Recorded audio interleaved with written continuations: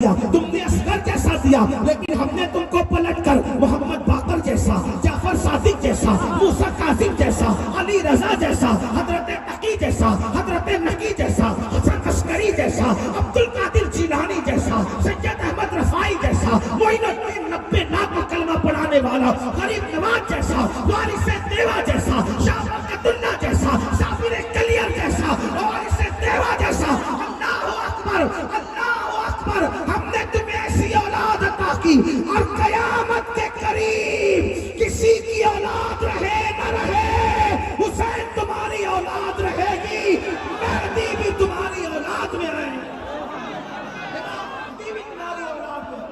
تو بات اس کر رہا تھا، اللہ کی راہ میں جو چیز دی جاتی ہے اللہ اس سے بڑھ کے دیتا ہے، اس لیے اللہ کی راہ میں دینے والے بنو، وقت بھی دو، مال بھی دو، جان بھی دو۔ آپ ڈرے نہیں، میں کوئی چندے کا اعلان نہیں کروں گا، اس لیے کہ یہ تمہید تو چندہ مانگنے سے پہلے کی جاتی ہے، لیکن یہ چندے کی محفل نہیں، مگر حقیقتاً کہہ رہا ہوں زکوٰۃ چور ہو گیا آج مسلمان، زکوٰۃ چور، اس لیے لوگ اس کا مال لے کے بھاگ رہے ہیں۔ اس کے مال کو تباہ اس لیے ہے، فسادات میں دکانیں ان کی جلتی ہے جو زکوٰۃ نہیں دیتی۔ ہاں، اگر زکوٰۃ دے تو پوری دیانتداری کے ساتھ تو غربت کا بھی خاتمہ ہو، اپنا مال بھی محفوظ ہو۔ بہرحال تو یہ بات میرا عنوان زکوٰۃ نہیں، لیکن بات کی کرائی تو قارون، بات اچھنے کی حضور کی شان کی۔ توجہ فرمائے بھئی، آپس میں بات نہیں جانے دیں گے، بہت دیر نہیں بولنا ہے، ادھر دوسرے کی ایک بار درود شریف پڑھنا۔ اللہم صلی علی وسلم دائما ابدا علی حبیبک خیر۔ یہاں کوئی پیسہ لے کر یہاں نہیں آئے گا، یہاں کوئی پیسہ لے کر نہیں آئے گا۔ دیکھو آپ لوگ نذرانہ دیتے ہو، نذرانہ لینا اور دینا دونوں سنت ہیں، اور جو گھمنڈ اور تکبر کے طور پہ نذرانہ لینے سے منع کرے گا اس پر ایک وقت ایسا آئے گا کہ وہ مانگے گا تو بھی لوگ اس کو نہیں دیں گے۔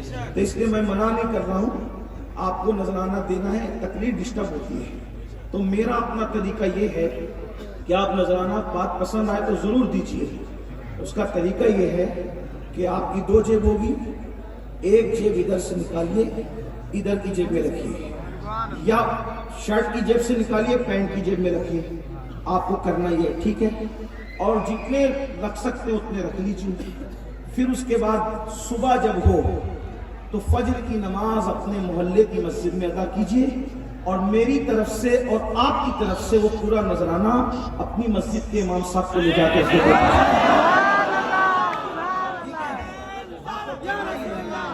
تکلیف ڈسٹرب نہیں کرنا ہے، آپ کو کرنا یہ ہے۔ بعد میں پھر آپ کو جو کرنا ہے آپ کریں، لیکن کم سے کم تھوڑی بات سن لیں۔ آپ کا سب سے بڑا نذرانہ میرے لیے یہ ہے کہ آپ میری گفتگو سن لیں، اس سے بڑھ کر کوئی بات نہیں ہے۔ ایک بار سب مل کر درود شریف پڑھنے بعد آگے بڑھیں۔ اللہ رسول محمد صلی اللہ علیہ وسلم، نحن بعد محمد صلی اللہ علیہ وسلم، صلاۃ و سلام علیک یا جد الحسن والحسین۔ تو قارون کو یہ لگا کہ میرے پاس سے پیسے بہت چلے جائیں گے، 2.5% بہت رقم نکلے گی۔ اس نے کیا کیا، اپنی زکوٰۃ بچانے کے لیے ایک فاحشہ زانیہ نچنے عورت کے پاس گیا، بدکار عورت کے پاس، اور جا کر کے اس سے کہا کہ صبح محفل جمے گی۔ دیکھو مال کی محبت انسان کو کتنا گمراہ کرتی ہے۔ وہ قارون کہاں توریت کا قاری تھا، اور دولت کی محبت میں گرا کتنا۔ اس سے پتا چلا کہ مال اور دولت کی محبت یہ برائیوں کی جڑ ہے، جڑ۔ آج بھائی بھائی کا قتل نہ کرتا اگر دولت کی محبت دل میں نہ ہوتی، ایک بھائی دوسرے بھائی پہ کیس نہ کرتا اگر دولت کی محبت دنیا میں نہ ہوتی، ایک پڑوسی دوسرے پڑوسی کی جان کا دشمن نہ بنتا اگر دولت کی محبت دنیا میں نہ ہوتی۔ مال کی محبت دلوں سے نکال دو، مال کو تجوریوں میں رکھو، مال کو جیب میں رکھو، مال کو دل میں مت رکھو۔ یہ دل کے اندر جب مال آ جاتا ہے تو انسان فرعون اور قارون قارون بن جاتا ہے. مال کماؤ بھی, مال جماؤ بھی, مال پہ عیش بھی کرو, لیکن مال کی محبت دنیا میں اپنے دل میں پیدا مت ہونے دو. دل میں اللہ رسول کی محبت رکھو. اللہ اکبر. قارون گیا اس زانی عورت کے پاس اور جا کر کہتا ہے جب صبح محفل جمے گی تو محفل جمنے کے بعد تو نے ایک کام کرنا ہے کہ محفل میں کھڑے ہو کر کہنا ہے کہ موسیٰ نے میرے ساتھ معاذ اللہ ثم معاذ اللہ زنا کیا. بس تجھے اتنا کہنا ہے, تو جتنا مال کہے گی میں تجھے دینے کے لیے تیار ہوں. پھر کیا تھا, وہ عورت مال کے لالچ میں اللہ کے پیغمبر پر اتنا گندا الزام لگانے کے لیے تیار ہو گئی. صبح کو محفل سجی, میں محلے کے لوگ, علاقے کے لوگ, قوم کے لوگ سب جمع ہو گئے. جمع ہونے کے بعد اللہ کے پیغمبر موسیٰ علیہ السلام نے کہا اللہ کا حکم ہے کہ زکات دینے والوں زکات جمع کرا دو. تو اللہ اکبر. اس سے پہلے کہ زکات کا عنوان آگے بڑھتا, قارون کھڑا ہو کر کے کہتا ہے اے موسیٰ مجھے ایک مسئلہ پوچھنا ہے. حضرت موسیٰ نے کہا کیا پوچھنا چاہتے ہو؟ اس نے کہا اگر کوئی زنا کرے تو اس پر کیا حکم لگے گا, زانی پر کیا قانون ہے اللہ کا؟ تو حضرت موسیٰ نے فرمایا اگر وہ کمارا ہے تو اس کو جو ہے کوڑے لگائے جائیں گے, اور اگر وہ شادی شدہ ہے تو اس کو پتھر سے مار مار کر کے سنگسار کر دیا جائے گا. اس کے بعد اس نے عورت کو اشارہ کیا, کیونکہ حضرت موسیٰ کی شادی ہو چکی تھی. آپ کو عورت کو اشارہ کیا, وہ عورت کھڑی ہوئی, اور کھڑی ہونے کے بعد اس نے کہا یہ کیا کہتی ہے؟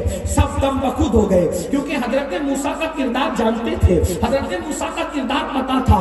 اللہ کا نبی وہ ہوتا ہے ہر زمانے میں خدا کا نبی نسب کے اعتبار سے, کردار کے اعتبار سے, بول چال کے اعتبار سے, خاندان اور قبیلے کے اعتبار سے, گفتار اور رفتار کے اعتبار سے بے مثل بے مثال ہوتا ہے ہر نبی. اللہ کے پیغمبر کو کہا یہ عورت کیا کہتی ہے؟ وہ عورت کھڑی ہوئی. حضرت موسیٰ نے کہا کیا کہتی ہے؟ اور یہ کہہ کر آپ نے نظر ڈالی تو اس کا پورا وجود کانپ گیا. فرمایا کیا کہتی ہے؟ تو اس عورت نے کہا موسیٰ میں کچھ نہیں کہتی, اس نے زکات بچانے کے لیے کل رات مجھے پیسوں کی لالچ دی تھی, دولت کی لالچ دی تھی تاکہ میں زنا کا الزام آپ پر لگاؤں, لیکن آپ کا چہرہ دیکھ کر میری ہمت نہیں ہوتی کہ میں اتنا گندا الزام آپ پہ لگاؤں. حضرت موسیٰ کی نظریں اٹھ گئی آسمان کی طرف. جس نے اپنی زکات بچانے کے لیے مجھ پہ زنا کا الزام لگانے کی کوشش کی, اس کی سزا کیا ہوگی؟ اللہ نے فرمایا آپ کا اختیار موسیٰ, آپ کا اختیار, جو چاہے اس کو سزا دیں. حضرت موسیٰ نے زمین سے کہا اے زمین اس کو دھسا دے اپنے اندر.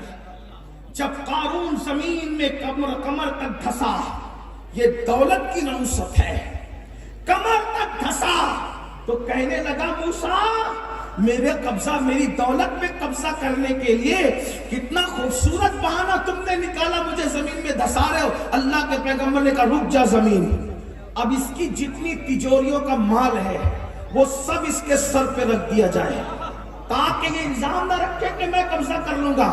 فرشتوں نے اس کا سارا مال اس کے سر پہ رکھا. ابھی تو اکیلے دھس رہا تھا, ابھی مال کا وزن لے کر کے حضرت موسیٰ نے کہا دھسا. جب زمین کو کہا دھسا, زمین دھساتی رہی. موسیٰ علیہ السلام نے کہا دھسا, دھساتی رہی. موسیٰ دنیا میں رہے, قارون دھستا رہا. موسیٰ دنیا سے چلے گئے, قارون دھستا رہا.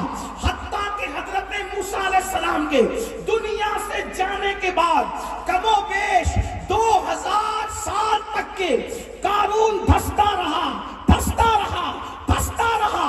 لیکن ایک دن آیا, اللہ اکبر, ربیع الاول کی 12ویں شب طلوع ہو چکی تھی, اور اس وقت صبح صادق کے قریب آمنہ کا لال عبداللہ کا در یتیم تمہارے اور میرے آقا جب اس دنیا میں 12 ربیع الاول کی صبح حضرت آمنہ کے گھر آتے ہیں, حضرت سید اعزاز کامتوی کہتے ہیں دیکھو کون آئے ہیں.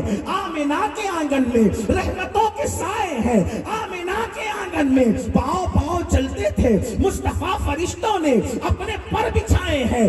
آمینہ کے آنگن میں ایک اچھے کی خاطر, سب سے اچھے کی خاطر اچھے آئے ہیں. آمینہ کے آنگن میں حضرت آمینہ کہتی ہے, اب ذرا اپنے نبی کی شان سنو. آپ نے 5 تن کا عنوان دیا ہے, میں پہلا تن پڑھنے لگا ہوں. اپنے نبی کی شان سنو. حضرت آمینہ کہتی ہے, جب میرے شہزادے محمد کی آمد ہوئی تو میرے گھر کی چھت کھل گئی اور ستارے میرے سر تک آ کے جھکنے لگے.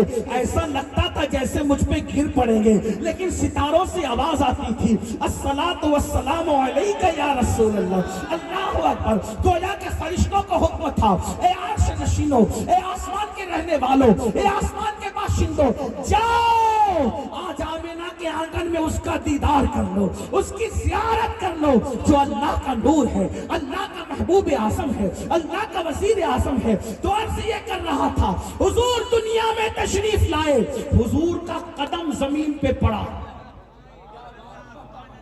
کم و بیش 2000 سال تک جو قارون زمین میں دستا رہا, جب میرے نبی کی میلاد کے موقع پر قدم حضور کا زمین پہ پڑا, اللہ نے کہا, اے زمین, اب تک قارون دھستا تھا زمین میں, لیکن میرے محبوب کے قدم لگے. اب قدم لگنے کی برکت سے آج کے بعد قارون زمین میں نہیں دھسے گا, بلکہ اب اس کو یہی روک دیا جائے گا. آپ سے پوچھنا چاہتا ہوں, رسول اللہ سے قارون کا کوئی تعلق نہیں, قارون کا حضور سے کوئی تعلق نہیں, صرف میلاد ہو گئی, زمین پہ قدم رکھ گیا تو قارون زمین میں دھسنے سے بچ گیا. ارے جب دشمن خدا کو میلاد کا یہ فائدہ ملتا ہے تو نبی کے غلاموں کو میلاد مصطفیٰ کا کتنا فائدہ. قارون اس کے بعد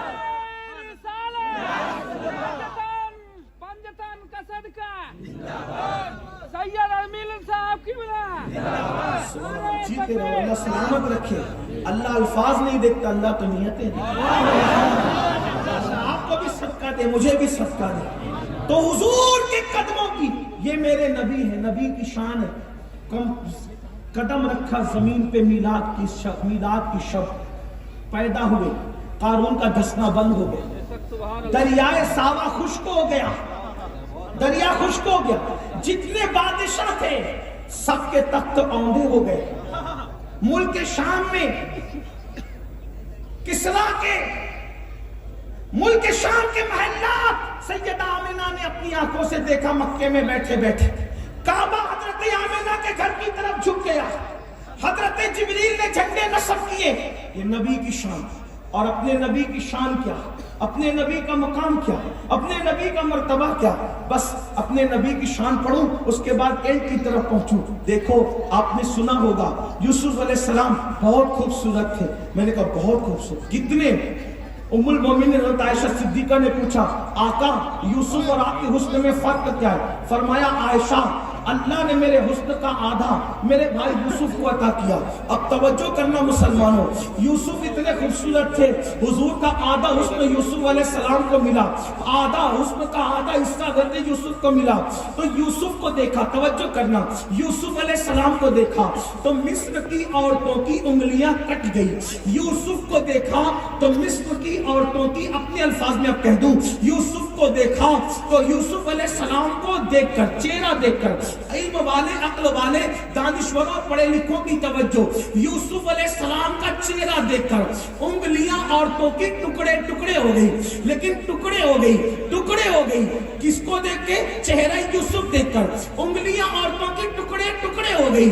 لیکن میرے نبی کا حسن کیا؟ چہرہ تو نہیں دیکھا, صرف میرے نبی کی انگلی دیکھی تو چاند ٹکڑے ٹکڑے ہو گیا. دیکھو چہرے میں اور انگلی میں فرق کیا ہے؟ وہاں چہرہ دیکھ کے انگلیاں ٹکڑے ہوتی ہے, یہاں انگلی دیکھ کے چاند ٹکڑے ہوتا ہے.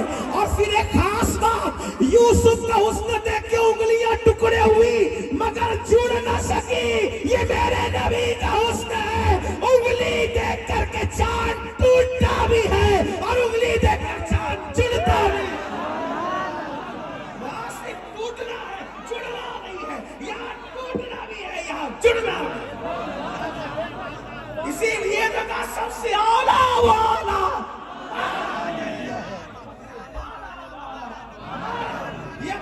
نبی کی شان ہے.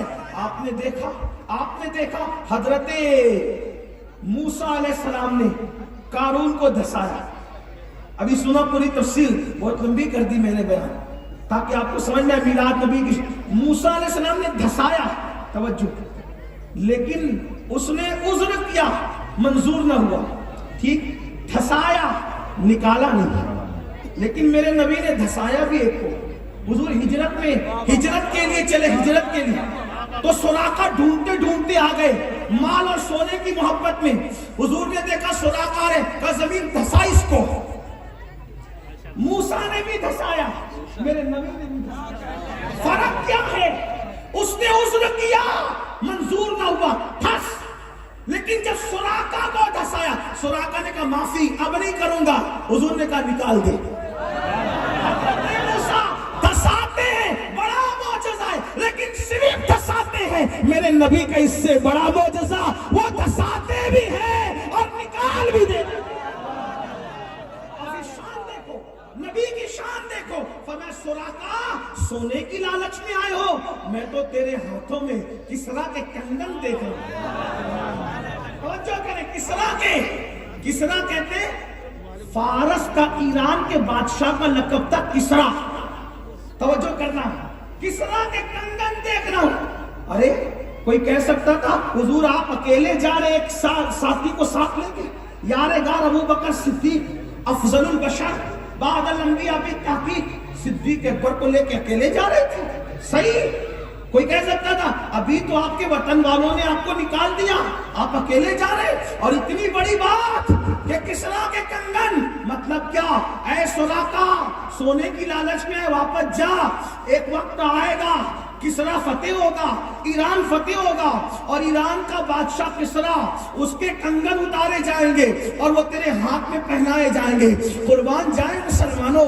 پھر حضرت سراقہ مسلمان ہو گئے. اور پھر سوچئے تو صحیح, حضور کی ظاہری حیات میں ایران فتح نہیں ہوا, صدیق اکبر کی ظاہری حیات میں بھی ایران فتح نہیں ہوا. لیکن جب فاروق اعظم کا دور آیا تو سراقہ بہت بیمار پڑ گئے. ایک خاص بات عرض کروں گا آگے بڑھنے سے پہلے, سراقہ بہت بیمار پڑ گئے. دیکھو آج مسلمانوں کو اپنے نبی کی بات پر یقین نہیں ہے جیسا ہونا چاہیے. اگر ڈاکٹر کہہ دے شوگر ہوئی ہے, میٹھا چھوڑ دے, پیٹا چھوڑ دیتے ہیں. کیوں؟ جان بچانے کے لیے. رسول اللہ نے فرمایا نشہ چھوڑ دے, کتنے لوگ چھوڑ رہے ہیں. آقا نے فرمایا داڑھی منڈانا چھوڑ دے, کتنے لوگ چھوڑ رہے ہیں. اللہ اکبر. داڑھی کے فائدے اگر گنوانے لگوں ایک مستقل تقریر اسی پر ہوگی. لیکن ایک بات آپ کو بتاؤں, ایک سائنسداں کہتا ہے کہ جو ایک مشت داڑھی رکھتے ہیں اس کو کبھی گلے کا کینسر نہیں ہوتا. اس کی وجہ یہ ہے کہ جو جراثیم انسان کے گلے پہ حملہ